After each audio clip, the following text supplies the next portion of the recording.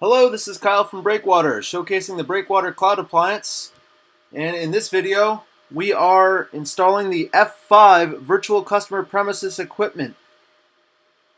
So, if you're wondering where these virtual machines came from, why this project exists, or where the networks came from, you've missed a video. I recommend you go back and watch it. Getting started, let's create the virtual machine. Application, F5 BigIP. Give it a name, and create. Now this will only take a second. Once it's done, we're going to assign interfaces on the outside and inside networks so that my outside clients, these two, are able to view the inside web servers when the F5 load balances them.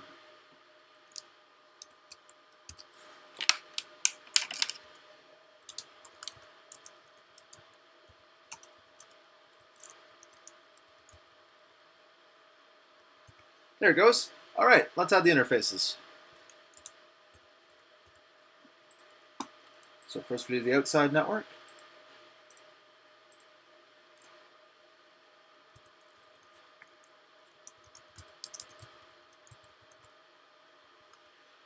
And we do the inside network.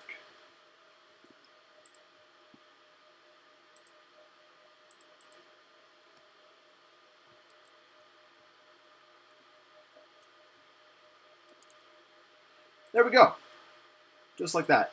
So let's reboot the machine.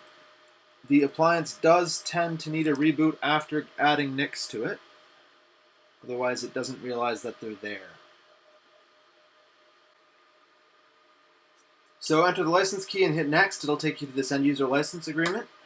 Accept the agreement. And be warned, it does take an awful long time for that license key to register. Also, you'll probably want to hit next if it hangs.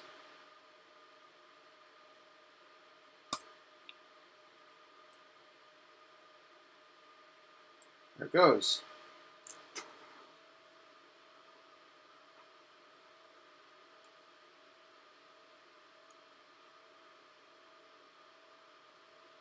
And you can see in the background here that it's updating the UI. Applying the license, all that good stuff. Just check my notes. There we go.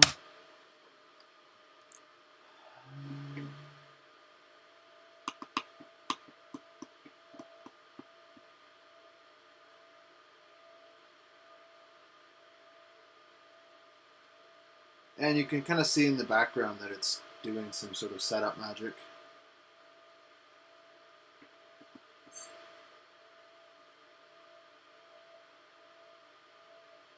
There we go.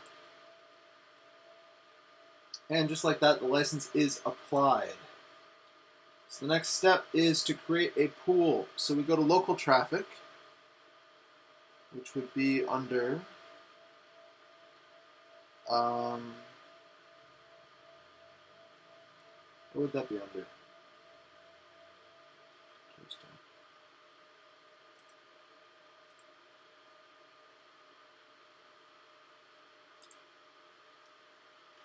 Oh, we're still in the wizard. Right. Right. Yep.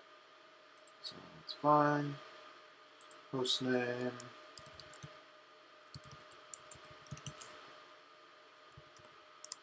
Something like that. Root account.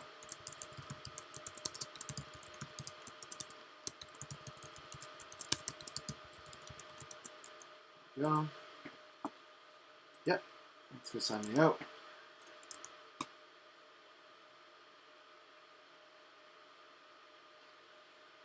And we sign back in. Use the password you just created. It'll take you back to where you were in the wizard, under the network pane. So let's turn that off. Internal network. That's us. All right. So let's give it a 192.168.50.114. And we'll add this guy. untagged because Breqwatr is handling the tagging.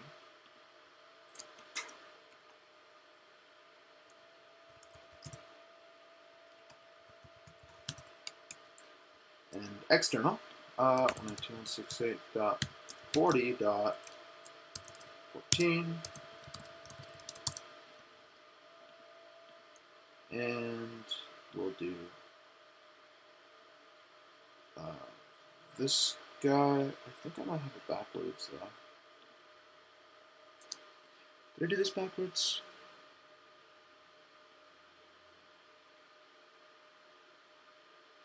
I did.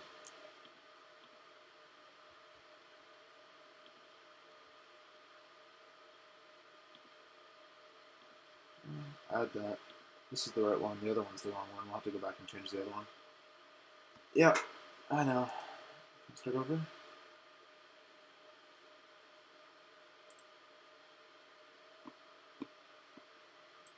Let's start the whole thing over. So do this. That's all right, except we want that one, the second one that's added. It does show them in order. Just like that. Untagged. Go. External.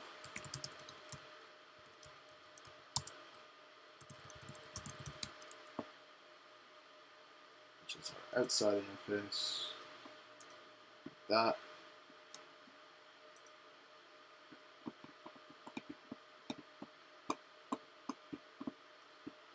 Setup complete. Let's check if it worked.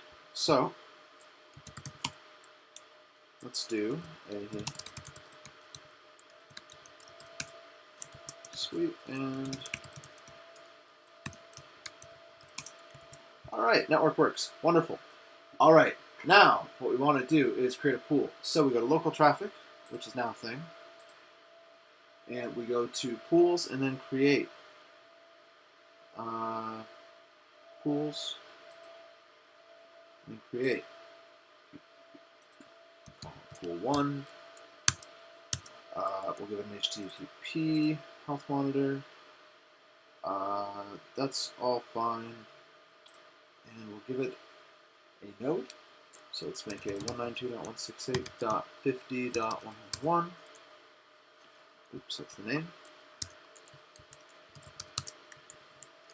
480. Add. And one of these. There we go. We have added our web servers to the pool. Finished.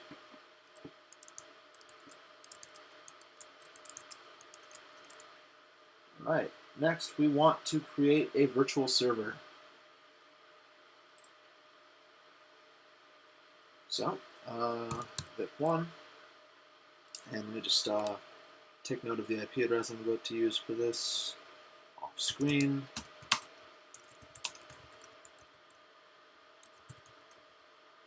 Alright, so the type will be standard, the source address will be unspecified, the destination address will be our VIP, so 192.168.40.115, port 80.